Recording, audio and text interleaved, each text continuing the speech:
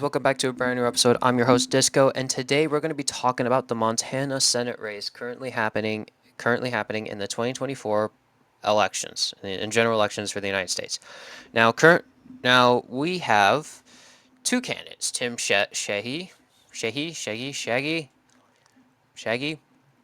Okay, Tim Shahey, former founder and CEO of Bridger Aerospace and retired Navy SEAL, and incumbent senator from elected in 2006, John Tester.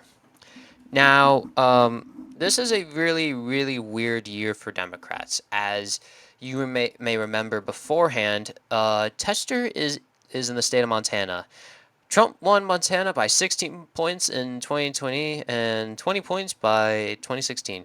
It has always been a Republican state, with the minor exception of being a battleground state in 2008, when Barack Obama won in a landslide, but also managed to win states that no Democrat has won in a long time. He was competitive in the state of Montana, not only in the state of Montana, but also in North Dakota, South Dakota, South Carolina, Georgia, Arizona, Nebraska second, Nebraska's first, Virginia, and Missouri. I mean, Missouri was won by Clinton, but still competitive in all of the country because Republicans were doing bad. Now, with that, we go to the Senate and we go to 2006. Now, beforehand, in 2000, Burns won the race by about 3.3 points. Now, keep in mind that, hey, I know this guy. I'm sorry I'm sidetracked, but he was the former governor of Montana. Oh, that's why I know him. I was like, I recognize that guy. But back to the point is that this was supposed to be.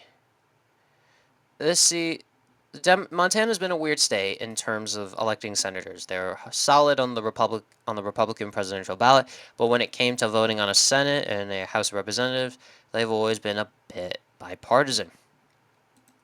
But in 2002, Max Bankus,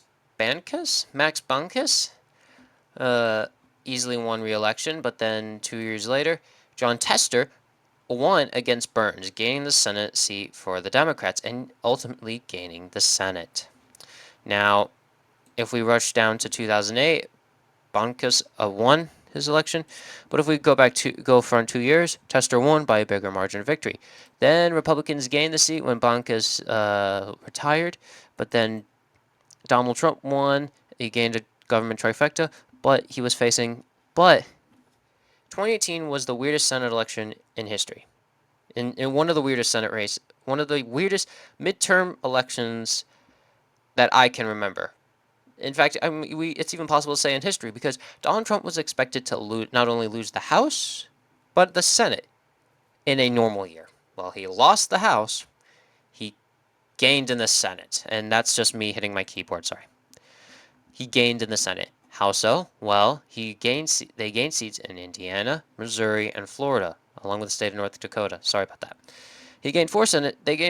Republicans gained 4 Senate seats in states that they've won. Florida was a fluke. We all thought Florida was going to go Democratic, but at the end of the day, it went Republican. But the 3 states that Republicans gained in was in North Dakota, Missouri, and Indiana. May I remind you, on the presidential election, North Dakota voted for Trump by 33 points. In fact, we'll go to 2016. Voted for Trump by 35. Missouri voted for Trump by 18, and Indiana voted for Trump by 19. So, but there were senators that were in Trump-backed states. Arizona, Montana, North Dakota, Missouri, Indiana, Wisconsin, Michigan, Ohio, Pennsylvania. Maine had a 2nd congressional district that went for Trump, and Nevada. So all these Senate seats were, West Virginia as well, all these Senate seats were competitive in some way. I think Michigan was I think my state, Michigan, was somewhat more competitive than, say, Pennsylvania and Wisconsin and maybe slightly Ohio. Yeah, slightly Ohio. But yeah. But Tester won, so that was a blueprint. And we all thought, well, he's going to win again. Well, that might not be the case because right now Decision Desk HQ / The Hill has it as a lean Republican, aka a flip. Well, John Tester is currently fighting for his Senate seat, as we say, fighting for his life right now, because, well, their most wanted candidate, they could have chose any other candidate except Greg Giant Forte, which would have been the worst decision for them. But Matt Rosendale is a competitive candidate. Who wasn't Matt Rosendale was the okay. But remember, Tim Sheehy is an outsider, so he's much more popular that way. But Tester has raised more money and spent more money and has more cash on hand than Tim Sheehy. But if we go to the Senate seats, Montana is going to be the cornerstone of everything. Even if the Democrats gain the Senate, they will most likely lose they okay. If let me retrace my thoughts. If Democrats lose the presidency, they lose the Senate no matter what. Now, because of West Virginia, they're just going to lose West Virginia, and if they lose the presidency, the Senate's gone. But Montana will continue to be a cornerstone for the Democrats because, say, if Montana goes, it's gone. The Senate is completely gone. They have an absolute majority. There is a few types of majorities. One is a vice president majority, which Democrats had back in 2020. Remember, back in 2020, it was a 50-50 tie, so they had a vice presidential. They had a vice president majority. There was something called a majority, an absolute majority, I call, which is a 51 seats. There's a filibuster majority, which we have not seen since 2008 because of 59 Democrats and that flip in Pennsylvania. And then there's a constitutional majority, which we have not seen since. We haven't seen that since 1962 because that's when you have the chance to change the Constitution.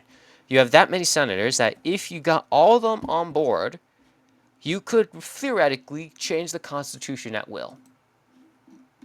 But yeah, but based off these polls, and it looks like Tester is losing at one point, tying against Tim Sheehy, but now appears to be losing pretty bad.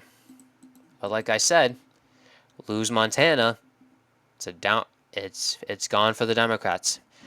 Democrats must retain Montana in order to have any chance in blocking anything in the Senate, blocking anything Trump wants as well.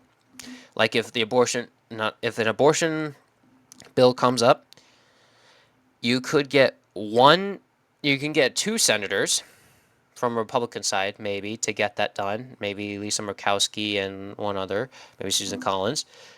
But if Montana goes, everything will get passed for Donald Trump's desk. That means an abortion ban, the repealing of the Affordable Care Act, election laws, you name it. So they must retain Montana, or else the Senate is gone. So thank you all so much for watching. Please like and subscribe. Hit that ding dong notification for making sure that any video that comes up you can see them. And make sure to vote, everybody. Have a great day.